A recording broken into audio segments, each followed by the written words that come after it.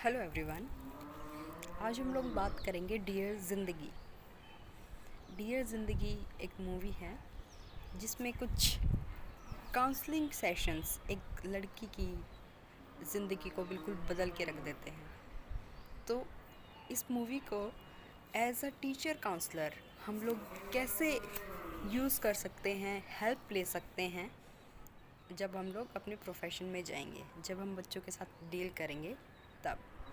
तो मैं आप लोगों को बताऊंगी कि इसमें कैसे कैसे काउंसलिंग सेशंस होते हैं और वो कैसे उस लड़की की हेल्प करते हैं, और उससे हम भी कुछ आइडियाज़ ले सकते हैं कि काउंसलिंग सेशन किस तरीके से होता है, किस टाइप से ऑर्गेनाइज होता है, कैसे किस टाइप से क्वेश्चन होते हैं, क्या कुछ नॉर्म्स होते हैं, क्या रिलेशन होता है काउंसलर एंड काउंसली के बीच में। सो इन द फर्स्ट सेशन, उससे पहले हम लोग जान लेते हैं कि इसमें 2 मेन कैरेक्टर्स हैं। The counselor is Dr. Khan and the counselee is a girl named Kaira. So Kaira जो है वो बहुत सारे रातों से सो नहीं पाती। उसको बहुत सारे फियर्स होते हैं, एंजाइटी होती है, तो इस कारण से वो बहुत टाइम तक सो नहीं पाती। और इन द एंड वो ये डिसाइड करती है कि उसको किसी थेरेपिस्ट की ज़रूरत है, किसी काउंसलर की ज़रूरत है।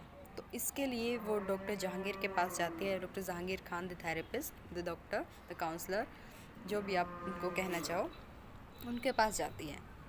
तो फर्स्ट सेशन में जो काउंसलर है वो उनसे पूछते हैं कि क्या रीज़न्स हैं जिसकी वजह से आपको थेरेपी की ज़रूरत है, जिससे आपको लगता है कि यू नीड थेरेपी और यू नीड काउंसलिंग।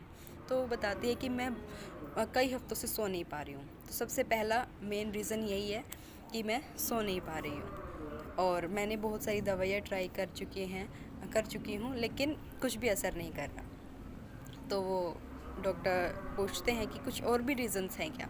तो वो कहती है कि नहीं, एक और रीज़न ये है कि मेरी जो फ्रेंड है वो, उसको हेल्प चाहिए और मैं उसको क्या एडवाइस करूँ, मुझे ये नहीं समझ आ रहा। वो उनको झूठ बताती है शुरू में। वो जो प्रॉब्लम है वो उसके साथ होती है, लेकिन वो उनके साथ ओपन नहीं हो पा रही। वो किसी दूसरी लड़की का नाम लेके, अपनी फ्रेंड का नाम लेके अपनी प्रॉब्लम उनको बता रही है। तो जो थेरेपिस्ट है वो समझ जाते हैं कि ये मुझे बता नहीं पा रही, या थोड़ी इनको अभी हेजिटेशन हो रही है। तो वो उनको एक स्टोरी बताते हैं। तो उस स्टोरी से वो जो लड़की है वो समझ जाती है कि जब तक मैं अपनी प्रॉब्लम इनके साथ शेयर नहीं करूँगी तो ये मेरी हेल्प नहीं कर पाएंगे मेरी प्रॉब्लम को सॉल्व करने में। तो वो उनको अपनी प्रॉब्लम बता देती है। वो बताती है कि हाँ, मैं ही वो लड़की हूँ जो जिसको हेल्प चाहिए, ना कि मेरी फ्रेंड। तो शुरू में तो बस वो उनको थोड़ा बहुत बताती है अपनी प्रॉब्लम के बारे में कि वो सो नहीं पा रही है, ये सब कुछ। धीरे धीरे दूसरा सेशन आता है कुछ टाइम बाद। दूसरे सेशन में क्या होता है, इसी बीच जो लड़की है उसकी अपनी फैमिली के साथ, सोसाइटी के साथ, रिलेटिव्स के साथ कुछ ताना बानी होती रहती है, उनकी कहा सुनी होती रहती है कि वो उसको प्रेशराइज़ करते हैं, कोई मैरिज के लिए, कोई इसको कहते हैं कि आपको कोई एक ऐसी जॉब करनी चाहिए ऑफिस में जिसमें आप जाओ, क्योंकि वो लड़की एक सिनेमेटोग्राफर होती है। तो इसका भी उसे बहुत स्ट्रेस होता है।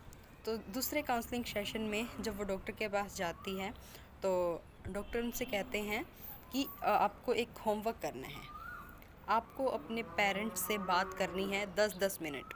तो उस लड़की को ये लगता है कि मैं क्या बात करूँगी पेरेंट्स से 10-10 मिनट तक। अपने पेरेंट्स से बात करने में वो इतना ज़्यादा हेजिटेट होती है। तो जो डॉक्टर हैं वो उनको धीरे धीरे हेल्प कर रहे हैं, उनको काम दे के, उनको होमवर्क दे के, और उनको उस प्रोसेस में इन्वॉल्व करके। तो जब नेक्स्ट काउंसलिंग सेशन होता है, थर्ड काउंसलिंग सेशन में वो अपना जो होमवर्क है, वो जो अपने पेरेंट्स से बात करने का था, वो पूरा नहीं कर पाती। कुछ कुछ टाइम के लिए वो करती है, लेकिन 10 मिनट तक वो बात नहीं कर पाती, क्योंकि वो अभी उस फेज़ में नहीं पहुंची है। तो थर्ड काउंसलिंग उनकी एक बीच पे होती है। जो काउंसलर है डॉक्टर, वो उनको कहते हैं कि आज हम यहीं पे सेशन करेंगे। तो थर्ड सेशन के दौरान जो डॉक्टर हैं, जो काउंसलर हैं, वो कायरा को, उस लड़की को अपनी लाइफ के बारे में बताते हैं, अपनी पर्सनल लाइफ के बारे में बताते हैं, ताकि वो उनके साथ ओपन हो, कंफर्टेबल हो, अपनी प्रॉब्लम को डायरेक्टली उनके साथ शेयर कर सके, उनको बता सके। तो हम इससे ये जान सकते हैं कि सबसे पहले तो हमें जो अपनी प्रॉब्लम है और जो अपनी जो काउंसलर की जो प्रॉब्लम है उसको हमें समझना चाहिए, उनको जज नहीं करना चाहिए, उनको स्पेस देना चाहिए कि वो अपनी बात कह सके, ना ही उनको हम फोर्स करें। एज अ टीचर काउंसलर भी हम स्टूडेंट्स को फोर्स नहीं करें कि वो अपनी बात जल्दी जल्दी हमें बता दें, हम क्वेश्चन पे क्वेश्चन करते जाएं और वो आंसर दे, ऐसा हम एक्सेप्ट नहीं कर सकते। वो धीरे धीरे ही ओपन अप होंगे जैसे जैसे काउंसलिंग प्रोसेस होती जाएगी।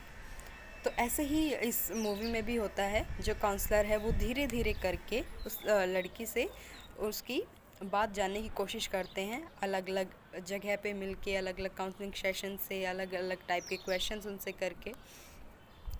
उसके बाद फोर्थ काउंसलिंग सेशन में अब वो लड़की थोड़ा लोगों से मिलने जुलने लगी है, अपने फ्रेंड्स के साथ भी रहती है, उसको थोड़ा अच्छा लगने लगा है, क्योंकि उसकी जो काउंसलिंग प्रोसेस है उसकी हेल्प हो रही है उससे। उसके बाद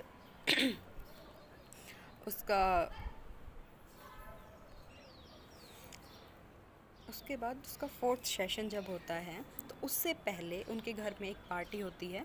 तो उसमें उसके पेरेंट्स के साथ कुछ लड़ाई हो जाती है। वो अपने पेरेंट्स को बताती है कि कैसे आप लोगों ने बचपन में मुझे अपने आप से दूर रखा as for some business purpose. कुछ उनको बिज़नेस सेटअप करना था, इसलिए उस लड़की को उन्होंने उसके नाना नानी के पास छोड़ दिया था। तो उसके अंदर वो फ़ियर था कि उसको कोई अपने साथ नहीं रखता। धीरे धीरे करके उसके दिमाग में ये चीज़ें बैठ गई थी बिल्कुल। तो जब वो अपनी काउंसलर से मिलती है तो वो उनको बिल्कुल फ्री होके अपनी प्रॉब्लम शेयर करती है कि मेरे साथ बचपन से ऐसा ऐसा हुआ था कि जब मैं छोटी थी तो मेरे पेरेंट्स मुझे छोड़ के चले गए थे फॉर बिज़नेस पर्पज़, और फिर मैंने उनको बहुत लेटर्स लिखे लेकिन उनका कभी जवाब नहीं आया।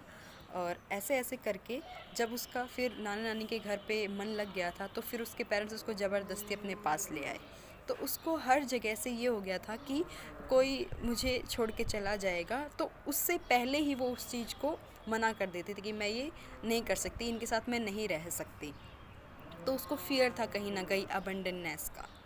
तो जो डॉक्टर हैं वो उसको बताते हैं कि ये तुम्हारी मेन प्रॉब्लम है, कि तुम डरती हो कि कोई तुम्हें कहीं छोड़ के ना चला जाए, चाहे वो फैमिली हो या कोई फ्रेंड हो या पार्टनर हो, कोई भी हो, तुम इस डर से उसे पहले ही छोड़ देती हो।